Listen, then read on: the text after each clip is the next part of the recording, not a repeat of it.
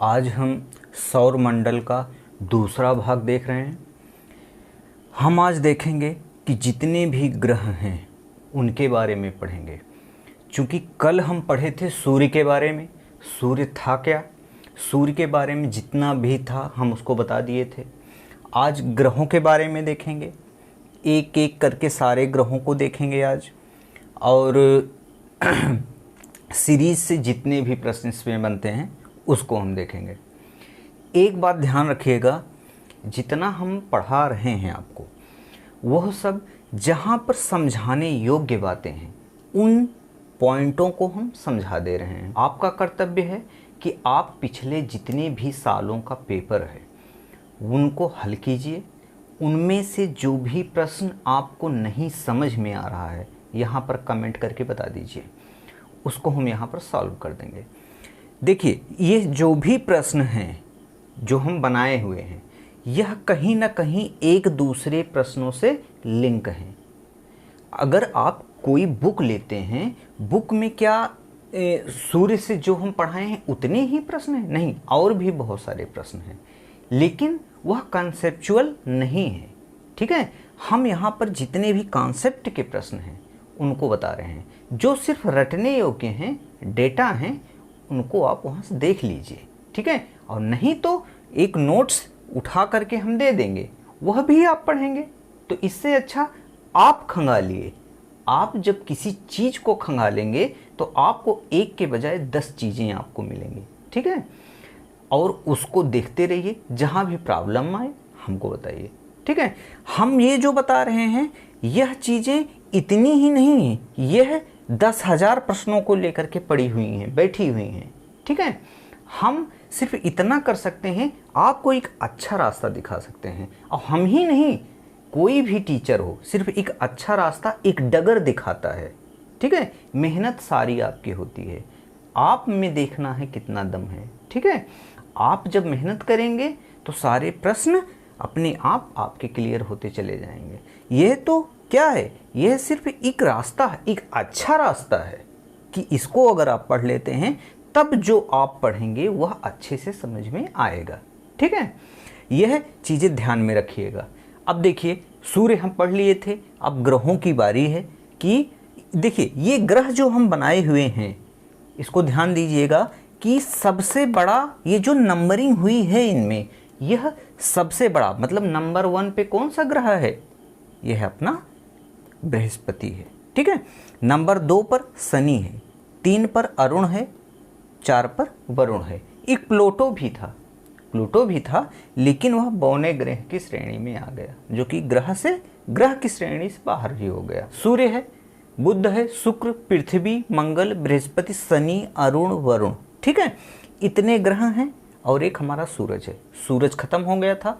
आज हम इनमें प्रश्न कितने बनते हैं ये देखते हैं। ठीक है, देखिए, पृथ्वी शुक्र की बहन कही जाती है, ये एग्जाम में हमेशा आता है। अब क्यों कही जाती है यह बताना मेरा काम है। ठीक है, क्योंकि होता क्या है, दोनों की साइज जो है, दोनों का जो व्यास है लगभग समान है, इसलिए वह उसकी पृथ्वी की बहन कही जाती है। ठीक है, अब देखिए, हाँ, बहन ही क्यों कही जाती है, भाई क्यों नहीं? ठीक है, तो चूंकि पृथ्वी एक स्त्रीलिंग है, पृथ्वी स्त्रीलिंग है। अब देखिए, नंबर 1 पे कौन है? बृहस्पति, 2, 3, 4। ठीक है, अब देखिए 5वें नंबर पे पृथ्वी है, मतलब 8 ग्रहों में से पृथ्वी का साइज के अनुसार 5वां नंबर है। ठीक है, 6वां नंबर शुक्र का, 7वां मंगल, 8वां बुध का है। ठीक है, अब देखिए जो भी ये डायग्राम बना हुआ है यह एकदम सही से बना हुआ है कि इससे बड़ा कोई नहीं, फिर इससे बड़ा कोई नहीं, फिर इससे बड़ा कोई नहीं, 8 में, फिर इससे बड़ा कोई नहीं, फिर इससे बड़ा कोई नहीं, फिर इससे बड़ा कोई नहीं, फिर इससे बड़ा कोई नहीं, सबसे छोटा ये। ठीक है, इस तरीके का स्क्रीनशॉट ले लीजिए, या तो इसको अपने आप से एक बार बना लीजिए और नंबरिंग करके नाम लिख दीजिए, हो जाएगा कंप्लीट, कभी भूलेगा नहीं। अब देखिए, सूर्य के पास के 4 ग्रह भारी और अधिक घनत्व के हैं। कहने का मतलब ये जो सूरज है इसके पास के 4 ग्रह जो यहाँ से लेकर के यहाँ तक वाले ग्रह, 4 ग्रह भारी और अधिक घनत्व के हैं ये, ठीक है। अब जब भारी और अधिक घनत्व के हैं तो इनमें बहुत सारे ऐसे समझ लिए धातु पाए भी जाते हैं, ठीक है। इसी में हमारी पृथ्वी है, जहाँ पृथ्वी पर बहुत सारे धातु भी पाए जाते हैं, इन पर भी धातु पाए जाते हैं। आगे देखिए, ये आंतरिक ग्रह कहलाते हैं, ठीक है। 8 ग्रहों में ये आंतरिक ग्रह, अभी कभी कभी एग्जाम में दे देता है निम्नलिखित में से कौन सा आंतरिक ग्रह की श्रेणी में आता है, एक बार प्रश्न दिया था ये। तो इसमें से अगर 3 इसमें दे देगा, 1 इसमें दे देगा, तो क्या कहेंगे आप? हाँ, आंतरिक ग्रह ये चारों में से ही एक है, ठीक है। अब आगे देखिए, ग्रहों की 2 गतियां होती हैं, ठीक है। प्रत्येक ग्रह की 2 गतियां होती हैं।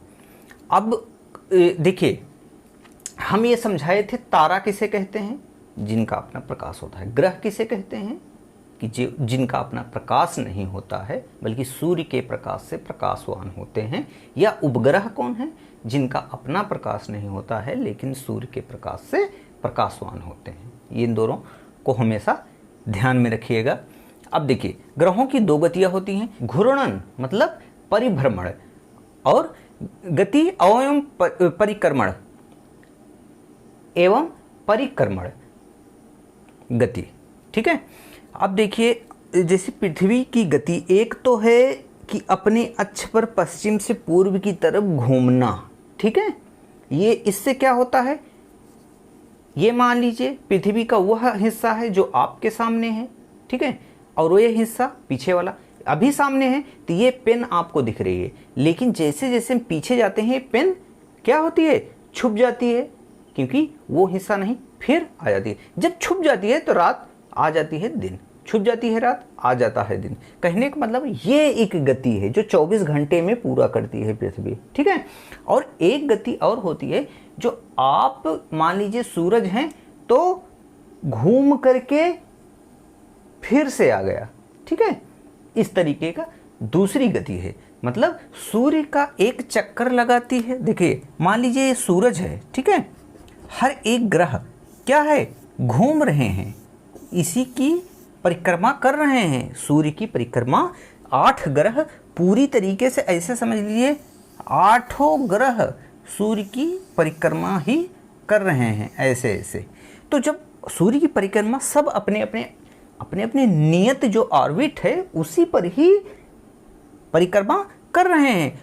एक मतलब कि एक निश्चित दूरी पर सूर्य के चारों तरफ परिक्रमा कर रहे हैं 8 ग्रह। देखिए, एक दूसरे के जो दायरा है उसको क्रॉस नहीं कर रहे हैं, उस पर टच नहीं कर रहे हैं। ये सब अपने अपने ही समझ लिए सिधाने पर अपने अपने ऑर्बिट में ही घूम रहे हैं। प्लूटो क्या था? प्लूटो कहीं ना कहीं काट देता था, इसलिए उसको हटा दिया गया। एक कारण ये भी है प्लूटो के हट जाने का कि यह काट देता था, ग्रहों की जो ऑर्बिट थी उसको काट देता था, वहाँ से भी गुजर जाता था वो, इसलिए उसको यहाँ इसकी श्रेणी, इस ग्रहों की श्रेणी से निकाल दिया गया, ठीक है। आगे देखिएगा, घूर्णन मतलब परिभ्रमण एवं परिक्रमण, ठीक है। परिभ्रमण क्या होता है? अपने अक्ष पर घूमना, और परिक्रमण क्या होता है? कि सूर्य का चक्कर लगाना। सूर्य का जब चक्कर लगाता है तो उसे कहते हैं परिक्रमण, और जब अपने अक्ष पर भी घूम रहा है तो इसे क्या कहते हैं? परिभ्रमण। देखिए, परिभ्रमण क्या है? अपने अक्ष पर घूम रहा है। मान लीजिए ये पृथ्वी है, ये सूरज है। अब ये पृथ्वी है, परिभ्रमण, परि मतलब अपने ऊपर, भ्रमण मतलब घूमना, अपन खुद घूमना। अब यदि घूम भी रहा है और इसका भी चक्कर लगा रहा है, और घूम भी रहा है, इसका चक्कर लगा रहा है, जो इसको घूम रहा है सूरज को, उससे क्या हो रहा है? मौसम परिवर्तन। और जो अपने आप में घूम रहा है उससे दिन और रात हो रही है। मामला समझ में आया? समझ में चीजें आई?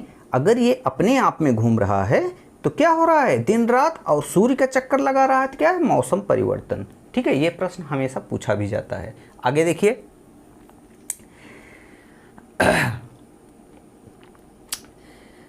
अधिकांश ग्रह सूर्य का चक्कर पश्चिम से पूर्व में लगाते हैं, लेकिन शुक्र एवं अरुण पूर्व से पश्चिम चक्कर लगाते हैं। कहने का मतलब क्या है, सूर्य का चक्कर सब कैसे लगाते हैं, पश्चिम से पूरब की तरफ आते हैं, ठीक है, पश्चिम से पूरब की तरफ। लेकिन दो ग्रह शुक्र और अरुण क्या हैं, पूरब से पश्चिम जाते हैं। ये हमेशा एग्जाम में आता है, ठीक है। पूरब से पश्चिम सूर्य का चक्कर लगाने वाले कौन कौन से ग्रह हैं, ठीक है, तो वह कौन सा है, शुक्र और अरुण है, ठीक है। आगे देखिए, ये चक्कर मतलब क्या था, कैसे नहीं था, ये हम इसी को बताने के लिए ये प्रश्न उठाए हैं। प्रश्न तो हजारों हैं, ठीक है, लेकिन ये प्रश्न क्यों उठाए हैं कि इन सब प्रश्नों में थोड़ा सा कन्फ्यूजन हो जाता है, इसलिए इन सब प्रश्नों को हम उठाते हैं। हाँ, और भी प्रश्न आप बोलेंगे तो हम उनको भी उठा लेंगे, ठीक है, उनको भी समझा देंगे। जहां ना समझ में है उसको पूछिएगा, ठीक है।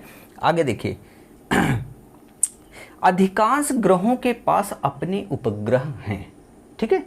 अब उपग्रह क्या है, ऐसा पिंड जो किसी ग्रह का चक्कर लगाता हो उसे क्या कहते हैं, उपग्रह। देखिए, अधिकांश ग्रहों के पास अपने उपग्रह हैं, लेकिन बुध एवं शुक्र के पास कोई उपग्रह नहीं है, ठीक है। उपग्रह किसी ग्रह का चक्कर लगाते हैं। देखिए, जितने भी ग्रह हैं, ठीक है, वो ग्रह अपना एक उपग्रह लिए पड़े हैं, मतलब अपना एक चांद लिए हैं, ठीक है। जितने भी उपग्रह हैं उनके पास अपना एक चांद है, ठीक है। अब लेकिन कौन कौन से ग्रह, बुध एवं शुक्र के पास अपना कोई चांद है ही नहीं, अपना कोई सैटेलाइट है ही नहीं। आगे देखिए, हाँ, बुध और शुक्र मतलब इनके, इसके पास अपना कोई चांद नहीं है कि इनके चारों तरफ घूमे। जैसे चांद क्या है, पृथ्वी का एकमात्र उपग्रह है, ठीक है, प्राकृतिक। अब यह घूम रहा है पृथ्वी के चारों तरफ 27 पॉइंट कुछ दिनों में। और इसी तरीके से बृहस्पति हो गया, शनि हो गया, जिसके सबसे ज़्यादा उपग्रह हैं, ठीक है। अभी आते हैं आगे, मंगल के 2 उपग्रह हैं, ठीक है, फोबोस और डेमोस। देखिए, डेमोस क्या है, यह अपने सौर मंडल का सबसे छोटा उपग्रह है, ठीक है। जैसे 8 ग्रहों में सारे ग्रह लगभग अधिकांश ग्रह अब अपने सैटेलाइट मतलब अपने उपग्रह लिए हुए हैं, तो इस बुध शुक्र के अलावा जितने भी हैं सब लिए हुए हैं अपना उपग्रह। लेकिन ये क्या है, मंगल का फोबोस और डेमोस जो है, फोबोस डेमोस पूछता है हमेशा, इसलिए उसको ऐड किए हैं। सबसे छोटा उपग्रह कौन है, डेमोस है, अपने सौर मंडल का उपग्रह, ठीक है, ग्रह नहीं, उपग्रह सबसे छोटा है। अब देखिए, बृहस्पति के पास 79 उपग्रह हैं, जिनमें ग्रेनीमेड उपग्रह पूरे सौर मंडल का सबसे बड़ा उपग्रह है, ठीक है। सबसे बड़ा उपग्रह कौन सा है, ग्रेनीमेड। किसका उपग्रह है, बृहस्पति का, ठीक है। और सबसे छोटा उपग्रह किसका है, मंगल का, जिसका नाम क्या है, डेमोस, ठीक है, हमेशा याद रखिएगा। शनि के पास 82 उपग्रह हैं, शनि के पास 82 उपग्रह हैं।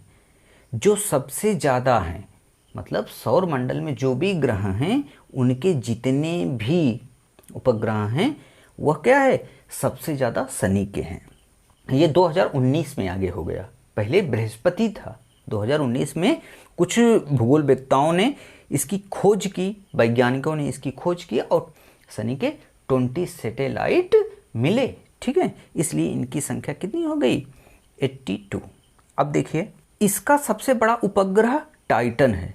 टाइटन हमेशा पूछता है कि शनि के कितने उपग्रह हैं, 82, और सबसे बड़ा उपग्रह टाइटन है। किसका, शनि का, ना कि पूरे सौर मंडल का। सौर मंडल का कौन सा सबसे बड़ा उपग्रह है, ग्रेनीमेड, जो कि बृहस्पति ग्रह का है। लेकिन शनि का क्या है खूबी कि यह 82 उपग्रह के साथ प्रथम श्रेणी पर है, ठीक है।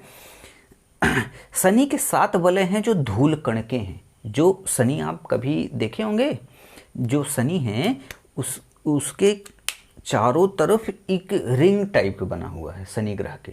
वह क्या है, वह धूल कण के बने हुए समझ लिए धुएं हैं, जो कि उसी के इर्द गिर्द चक्कर काट रहे हैं, ठीक है, उसको रिंग नाम दिया जाता है। अरुण के 27 उपग्रह हैं, अरुण नहीं पूछा जाता है कभी। वरुण के 5 वलय हैं, ठीक है, ये कभी कभी पूछ लिया जाता है क्योंकि शनि के 7 वलय हैं, तो वरुण के 5 वलय। वलय वलय मतलब देखिए कोई ग्रह हुआ, मान लीजिए ये कोई ग्रह हुआ, इसके किनारे किनारे ऐसे रिंग टाइप बना रहता है, ठीक है। वो केवल शनि के ही नहीं, वह किसके भी हैं, वरुण के भी, मतलब वरुण के भी वलय हैं। शनि, अब इसमें भी ये भी प्रश्न पूछ सकता है निम्नलिखित में से किसके किसके पास अपने वलय हैं, तो क्या है, वह शनि और वरुण हैं, ठीक है। अब देखिए बुध के पास वायुमंडल नहीं है। देखिए बुध कहाँ है, सूर्य के पास, ठीक है। बुध जब सूर्य के पास है तो इसका क्या है, यह सूर्य के सबसे ज़्यादा पास है, मतलब अर्थात सबसे ज़्यादा गर्मी भी होती होगी। तो कहने का मतलब दिन का तापमान इतना अधिक हो जाता है, इतनी ज़्यादा गर्मी हो जाती है, लेकिन रात का तापमान जब ये इधर आता है, देखिए जहाँ वायुमंडल नहीं रहेगा वहाँ पर क्या होगा, गर्मी और ठंडी तो रहना ही रहना है। देखिए कभी आप देखे हों जब बादल हो जाता है तो उमस पैदा होती है, लेकिन बादल ना हो तो क्या मौसम ठंडा हो जाता है और शीत भी पड़ती है। शीत क्यों पड़ती है, अगर बादल रहें तो शीत नहीं पड़ेगी। क्यों नहीं पड़ेगी शीत जब बादल रहेंगे, क्योंकि हमारे में एनवायरनमेंट में जो भी जल है, कहने का मतलब जो भी वनस्पतियां हैं वह अपना जल छोड़ती रहती हैं, ठीक है। पत्तियां जो होती हैं वनस्पतियों की अपना जल छोड़ती हैं, और सूर्य का प्रकाश जब पड़ता है पृथ्वी पर तो क्या है, गड्ढों का और तालाबों का, झीलों का, समुद्रों का क्या होता है, जो H2 पानी की मात्रा होती है वो वाष्प बन के ऊपर आती है। जब वाष्प बनती है, आखिरकार जब किसी बर्तन में आप पानी गर्म करते हैं तो वहाँ से क्या भाप निकलती है ना, तो वो पानी की मात्रा है, शुद्ध पानी की मात्रा है जो उठ करके आसमान में जाता है।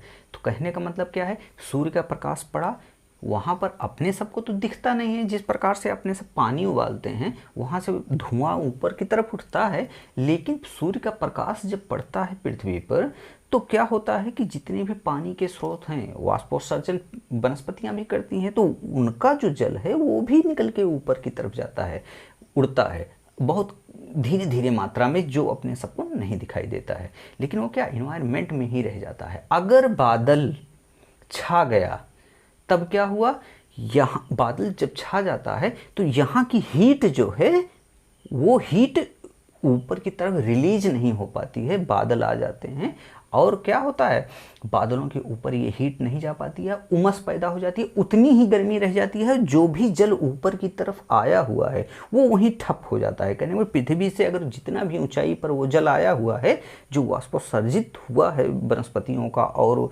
गड्ढों तालाबों का जल ऊपर आया है, तो क्या हो, भाप के रूप में एकदम इकट्ठा है, ठीक है। वही क्या है, बादलों में लगातार वो उड़ उड़ के जा भी रहा है, बादलों में मिल जा रहा है, उमस होगी तो वर्षा तो होती ही है, ठीक है, उमस होती है। सब क्यों कहते हैं अब बारिश होने वाली है, क्यों कि उमस क्या है, हाँ यही जल वाष्प है, जिन जल वाष्पों में ऊष्मा की गुप्त मात्रा रहती है तो वो एकदम लटके रहते हैं। अगर बादल हट गया तो जितना भी तापमान है वह नीचे गिरता जाएगा, क्योंकि रिलीज हो जाएगा। अब तापमान क्या हुआ, कम हुआ, और जो जल वाष्प थे वो क्या हुए, ठंडे हुए, संघनित होकर क्या है, ओस के रूप में गिर गए। लेकिन याद रहे, अगर बादल ना हटा तो वही जलवाष्प धीरे धीरे गर्मी बढ़ती चली जाएगी और वो बादलों में जाकर मिल जाएंगे, बादलों में संघनित होंगे और वर्षा के रूप में गिर जाएंगे। और वहीं पर बादल अगर हट गया तो वो क्या होंगे, जलवाष्प, वो ओस के रूप में। ठंडियों में क्या होता है, तापमान तो ठंडा रहता है, लेकिन दिन के समय रात का तापमान तो बहुत गिर जाता है, लेकिन दिन के समय क्या है, सूर्य अगर निकला तो सूर्य निकलने पर जब पृथ्वी पर सूर्य की रोशनी पड़ती है तो जो भी जलवाष्प की मात्रा ऊपर आती है, ठीक है, जो भी जलवाष्प की मात्रा आती है वह शाम को क्या होता है, इतना कम तापमान हो जाता है कि वो तुरंत संघनित होकर बहुत ढेर सारा क्या हो जाता है, कोहरा। आप देखें वो कोहरा क्या रूप धारण कर लेता है। याद रखिएगा, जब कभी भी सर्दियों में बादल रहता है तो आप कोहरा नहीं देखेंगे, ठीक है। हाँ, अगर बादल ना रहा तब आप अच्छा खासा कोहरा देखेंगे, लेकिन अगर बादल रहा तो आप कोहरा नहीं देखेंगे, बस एक गलन सी रहेगी, लेकिन कोहरा नहीं होगा। बादल साफ रहेगा तो समझ लेना उस दिन कोहरा पढ़ना ही पढ़ना है। अब क्यों पढ़ता है ये तो आप समझ गए, हम समझा दिए। अभी इसको विस्तृत तरीके से जलवायु विज्ञान में हम अच्छे से पढ़ाएंगे कि इन्वायरमेंट को बहुत इंटरेस्टिंग है, ठीक है। सारी चीज़ें तो हम आपको बता डाले हैं। देखिए यह आंतरिक ग्रह कहलाते हैं 4 और यह 4 बाह्य ग्रह कहलाते हैं। कभी भी बाह्य ग्रह का जिक्र आए तो बृहस्पति, शनि, अरुण, वरुण, ये सारे क्या हैं, बाह्य ग्रह हैं और यह आंतरिक ग्रह हैं, ठीक है। इसी यह हम अभी तो पूरे तरीके से इसका जो आउटलाइन होता, यह अभी तो हम जो इसका पूरा आउटलाइन होता है इसको बताए हैं। अभी एक एक ग्रहों के बारे में क्या बताना है कि इसका पोजीशन, ठीक है, इसका पोजीशन हमेशा याद रखिएगा। देखिए ये पूरा आपका ख़त्म हो चुका है। हम पूरे ग्रहों के बारे में बताए, जहाँ जहाँ से प्रश्न आते हैं उन सबको बता दिए हैं, ठीक है। देखिए आप बुक ले लीजिए, उसको पढ़ते रहिए, इसमें कुछ मिसलेनियस प्रश्न आते रहते हैं, ठीक है, उनको देखते रहिए। और जहाँ तक है कोई भी एग्ज़ाम हो सबका पेपर हल करते रहिए। अगर पेपर हल करते रहेंगे तो कोई भी प्रश्न छूटेगा नहीं। और बस का यहाँ नहीं है कि हम सारे प्रश्नों को यहाँ उतार दें, हम उन प्रश्नों को उतारेंगे जहाँ से एक के बजाय 100 प्रश्न बना सकें, आप उन प्रश्नों को उतारेंगे, ठीक है। बाकी आपका काम है कि आप बुक पढ़िए, प्रश्न को हल करिए। हाँ, जहाँ ना समझ में वहाँ कमेंट करके हमको बता दीजिए, हम वहाँ कर देंगे। हाँ, अगर कोई आपसे ये कहे कि नहीं हम पूरा बता देंगे, पूरा समझा देंगे, तो वो मुमकिन नहीं है, बस समझ लीजिए, मुमकिन नहीं है। अगर कोई बता देता है, हम आपको डेटा अगर यहाँ बैठ के रटवाएँ कि ये लीजिए रट लीजिए, तो उसका कोई मतलब नहीं है। आपके अंदर इतना अवेयरनेस होना चाहिए, आपको इतना समझदार होना चाहिए कि किसी चीज़ का अगर इतनी मोटी बुक है, अगर हम इतने में निपटा रहे हैं तो इसका मतलब है कि आपको मेहनत करने की ज़रूरत है। हाँ, हम देख रहे हैं इतनी मोटी बुक है, हर एक प्रश्नों को हम भी देख रहे हैं, लेकिन आपको याद रखना चाहिए जो भी डेटा है वो आपकी जिम्मेदारी है, ठीक है। और जितना समझाने की जिम्मेदारी है वो हम अपने कर्तव्य का पालन कर रहे हैं। जून में नेट का एग्ज़ाम है, अगर ज्योग्राफी, ठीक है, सब्जेक्ट जिसे जिसे पढ़ना हो आप कमेंट कर सकते हैं, हम उसका सेशन स्टार्ट कर देंगे, ठीक है। अब जल्द से जल्द उसका सेशन हम स्टार्ट करने भी वाले हैं और आपको ज्वाइन करके पूरे अच्छी तरीके से 10 सेक्शन हैं, 10 इकाइयाँ हैं उसकी, हमारे पास 6 महीने हैं अभी, और 6 महीने में बहुत अच्छा नेट का ज्योग्राफी सब्जेक्ट जो होता है अच्छे से हम पूरा करा देंगे। 6 महीने बहुत होते हैं, 6 महीने कम नहीं होते हैं। 6 महीने अगर रह गए, एक एक चीज़ों पर अच्छे खासे तरीके से डिस्कस किया जाएगा और अच्छे खासे तरीके से उसको हल किया जाएगा, क्योंकि काफ़ी मैसेज आ रहे हैं उसके हमारे पास कि स्टार्ट कर दिए इंस्टाग्राम पे, तो हम उसको देखते हैं, उसको स्टार्ट कर देंगे बहुत ही जल्द, ठीक है। ओके, मिलते हैं अगले वीडियो में। Okay, thank you.